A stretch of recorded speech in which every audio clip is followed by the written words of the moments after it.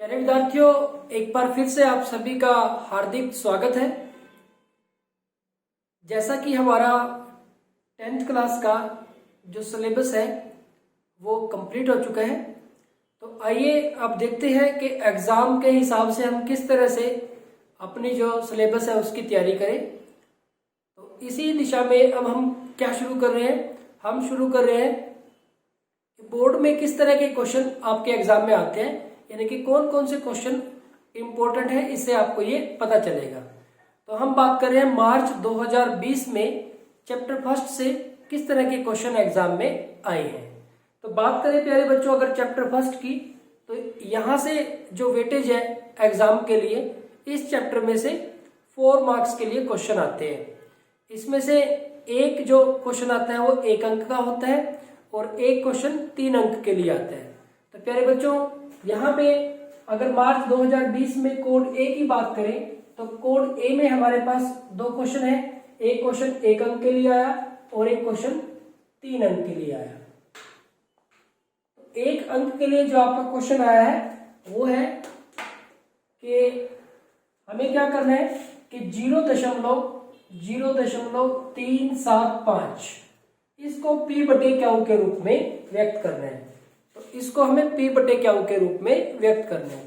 तो प्यारे बच्चों इसको बिल्कुल आसान सा क्वेश्चन है, हम इसको क्या लिख देंगे कि यहाँ पे दशमलव के बाद 3 अंक है, तो यहाँ पे हम 3 जीरो लगाएंगे और साथ में 1 लिख देंगे और यहाँ ऊपर कितना है 375।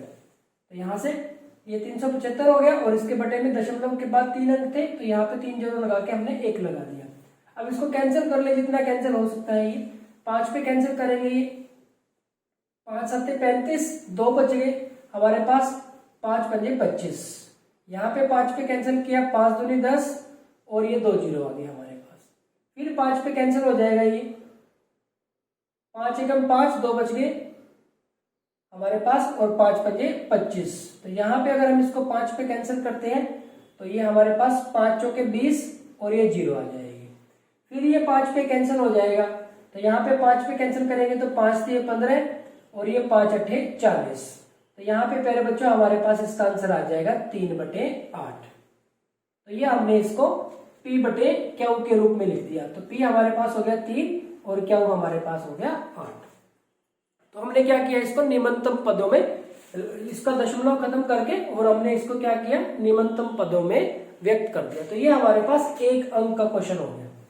ठीक इसी तरह से एक क्वेश्चन है जो लगभग हर साल एग्जाम में आता है, वो है हमारे पास सिद्ध कीजिए कि वर्गमूल 2 एक अपरिमेय संख्या है। दूसरा जो हमारा क्वेश्चन है जो मार्च 2020 में आपके एग्जाम में आया है वो है कि सिद्ध कीजिए कि वर्गमूल 2 एक अपरिमेय संख्या है। तो ये 3 अंक के लिए आता है प्यारे बच्चों, ये हमारे पास 3 अंक के लिए क्वेश्चन आता है और ये वेरी इंपॉर्टेंट क्वेश्चन है। हर साल इसमें से क्वेश्चन आएगा 1.3 एक्सरसाइज से। तो हमें यह सिद्ध करना है कि वर्गमूल 2 एक अपरिमेय संख्या है। तो इसके लिए हम क्या करते हैं, हम मान लेते हैं कि माना वर्गमूल 2 एक परिमेय संख्या है। उसने ये कहा है कि हमें सिद्ध करना है कि वर्गमूल 2 एक अपरिमेय संख्या है। हम क्या इसका हल जब हम करेंगे तो हम क्या करते हैं, हम ये मान लेते हैं कि वर्गमूल 2 एक परिमेय संख्या है। तो वर्गमूल 2 अगर एक परिमेय संख्या है, तो परिमेय संख्या है तो इसको हम लिख सकते हैं कि वर्गमूल 2 बराबर है P बटे में क्यू, क्योंकि परिमेय संख्या को हम P बटे क्यू के फॉर्म में लिख सकते हैं। तो यहाँ पे हम बता देंगे कि P और क्यू कैसे है कि P और क्यू सह अभाज्य पूर्णांक है। P और क्यू पूर्णांक है और कैसे है, सह अभाज्य पूर्णांक है। सह अभाज्य पूर्णांक का मतलब यह हुआ कि इनमें एक के अलावा और कोई कॉमन फैक्टर नहीं है, साझा गुणनखंड इनका नहीं है एक के अलावा। तो यहाँ पे इनमें कोई भी कॉमन फैक्टर नहीं है और साथ में क्या कि क्यू हमारे पास 0 नहीं है। तो ये हमने इसको लिख दिया। तो प्यारे बच्चों हम क्या करते हैं, इसकी जब हम आर पार गुना करेंगे तो यहाँ 1 लगा लेते हैं। तो इसकी जब आर पार गुना करेंगे तो P का मान हमारे पास कितना आ जाएगा, वर्गमूल 2 क्यू आ जाएगा। यहाँ पे हमारे पास P का मान आ गया वर्गमूल 2 क्यू। अब हम क्या करते हैं, दोनों तरफ वर्ग कर देते हैं। दोनों तरफ वर्ग करने पर हम क्या करते हैं, दोनों तरफ वर्ग कर देते हैं। तो जब दोनों तरफ हम वर्ग करेंगे तो ये हमारे पास हो जाएगा पी स्क्वायर, वर्गमूल 2 से जब वर्ग करेंगे तो ये कट जाएगा और ये 2 क्यू स्क्वायर हो जाएगा हमारे पास। अब प्यारे बच्चों हम क्या करते हैं, इसको यहां से शुरू किया था हमने, आप चाहो तो इसको समीकरण 1 मान सकते हो, इस जगह को, इसको फिर समीकरण 2, यहां से हम इसको समीकरण 1 ले लेते हैं और इसको समीकरण 2 मान लेते हैं। अब आप देखेंगे कि पी स्क्वायर किसके बराबर है, पी स्क्वायर बराबर है 2 गुना में क्यू स्क्वायर के। तो पी स्क्वायर किसके बराबर है, 2 गुना में क्यू स्क्वायर, यानी कि जो पी स्क्वायर है वो 2 से, पी स्क्वायर जो संख्या है वो 2 से भाग हो जाएगी पक्का। तो पी स्क्वायर संख्या है जो 2 से पक्का भाग हो जाएगी। तो हम इसको लिखेंगे कि पी स्क्वायर को हम अपने दिमाग में एक संख्या के रूप में लेंगे। तो पी स्क्वायर 2 से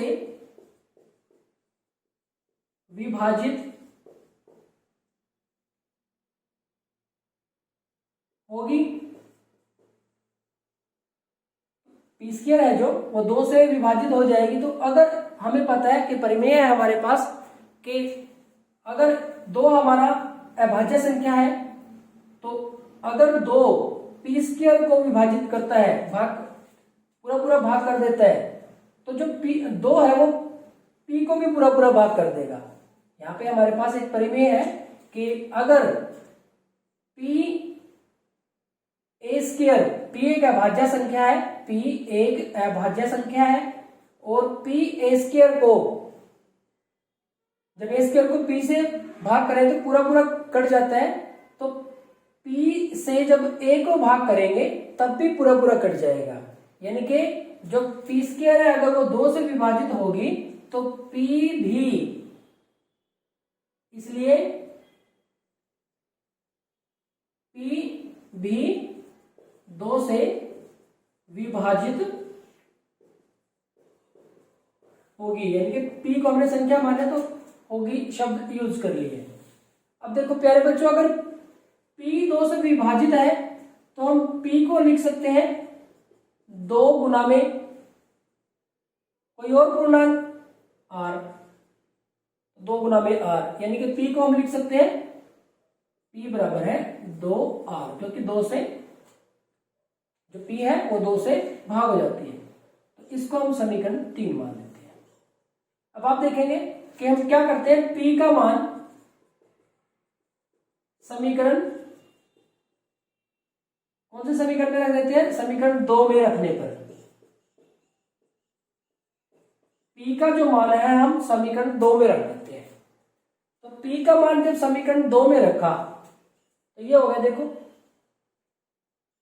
2R, इसका वर्ग हो जाएगा और ये 2 क्या स्क्वायर हमारे पास हो जाएगा। अब प्यारे बच्चों आप इसमें देखें कि ये हो जाएगा 4R स्क्वायर और ये 2 क्यू स्क्वायर। जब इसको हम 2 से भाग कर देंगे तो ये 2R स्क्वायर बराबर है क्यू स्क्वायर, या फिर आप इसको लिख दो क्यू स्क्वायर बराबर है 2R स्क्वायर। इसको इधर लिख दिया और इसको इधर लिख दिया, इसको समीकरण 4 मान लिया। अब देखो प्यारे बच्चों, जैसी सिचुएशन समीकरण 2 में थी ऐसे ही 4 में आ गई। अब ये बात आ गई क्यू स्क्वायर के लिए, तो हम लिखेंगे कि क्यू स्क्वायर 2 से विभाजित होगी, यानी कि क्यू स्क्वायर एक संख्या है जो 2 से विभाजित होगी, तो इसलिए जो क्यू है क्यू भी 2 से विभाजित होगी। अब देखो P भी 2 से विभाजित होगी और क्यू भी। इस प्रकार हम कह सकते हैं कि P और Q दोनों संख्याएं 2 से विभाज्य है या विभाजित हो जाती है। लेकिन पी और क्यू तो हमने क्या माने थे, सहअभाज्यक पूर्णांक, एक के अलावा इनका कोई भी कॉमन फैक्टर नहीं था, साझा गुणनखंड नहीं था। यहां से साझा गुणनखंड निकला है 2, हम लिखेंगे जो कि विरोधाभास है। गलत है ये बात। इस प्रकार जो हमारी कल्पना है, हमारी कल्पना त्रुटिपूर्ण है या फिर गलत है, गलत लिख सकते हो या त्रुटिपूर्ण है। हमने क्या माना था कि वर्गमूल 2 एक परिमेय संख्या है, तो इसका मतलब वर्गमूल 2 परिमेय संख्या नहीं है। तो अगर वर्गमूल 2 परिमेय संख्या नहीं है तो वो कैसी संख्या है, अपरिमेय संख्या है। तो हम लिखेंगे कि अतः वर्गमूल 2 एक अपरिमेय संख्या है, तो यही हमें सिद्ध करना था। तो प्यारे बच्चों, ये एक ऐसा क्वेश्चन है जो हर साल एग्जाम में आता है, तो इसके लिए आप 3 अंक तो आप पक्के कर ही ले। तो 5 से 10 मिनट का एक काम है और इसमें आप अपने 3 अंक पक्के कर सकते हैं। तो यहाँ पे हमारे पास ये जो क्वेश्चन है ये कोड ए के लिए है। कोड ए में हमारे पास ये क्वेश्चन आए हैं। तो अगर बात करें कोड बी और कोड सी की, तो कोई ज्यादा सा डिफरेंस नहीं है। कोड बी, कोड सी और कोड डी में सेम तरह के ही क्वेश्चन यहाँ पे रिपीट हुए हैं। अगर हम बात करें कोड बी की,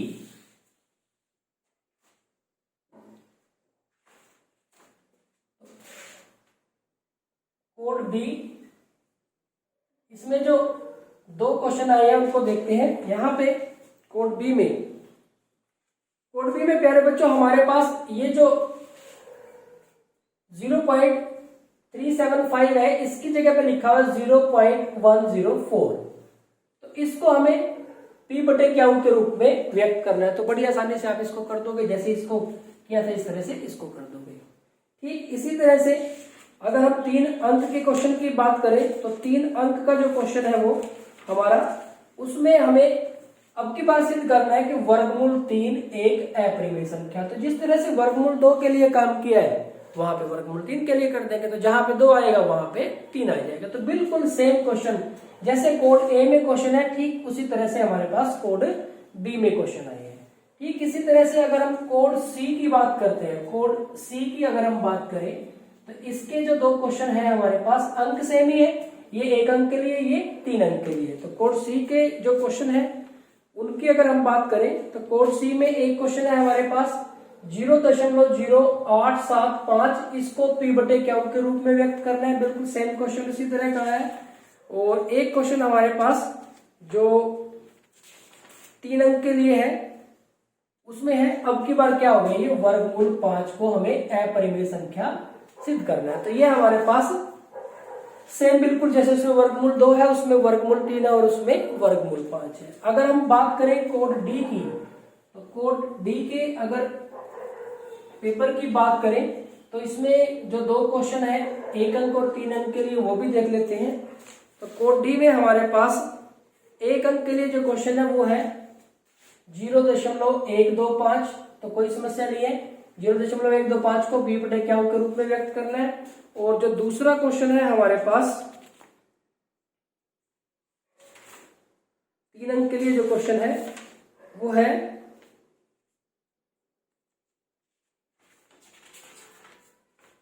कि सिद्ध कीजिए कि 3 वर्गमूल 2 एक अपरिमेय संख्या है। अब की बार हमारे पास ये 3 वर्गमूल 2 है।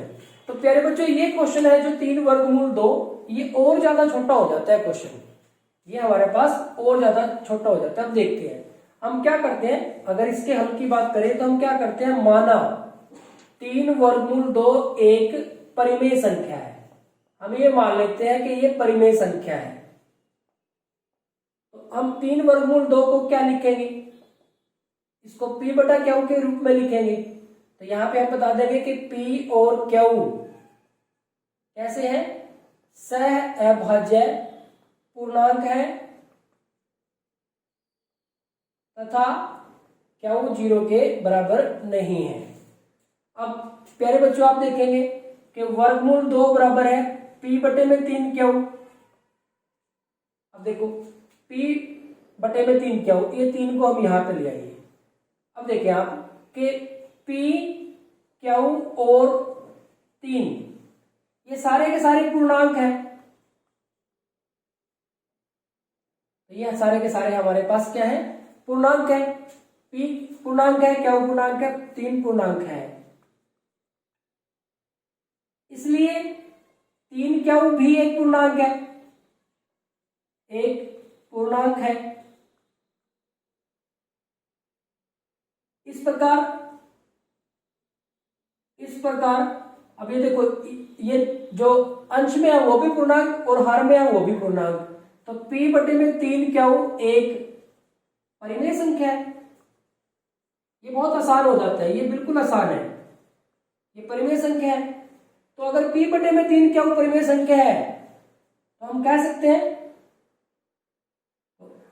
अतः वर्गमूल 2 एक परिमेय संख्या है। लेकिन वर्गमूल 2 तो परिमेय संख्या है ही नहीं, हो तो अपरिमेय संख्या है। लिख देंगे कि जो कि क्या है, विरोधाभास है। अतः हमारी कल्पना गलत है, इसलिए 3 वर्गमूल 2 एक अपरिमेय संख्या है।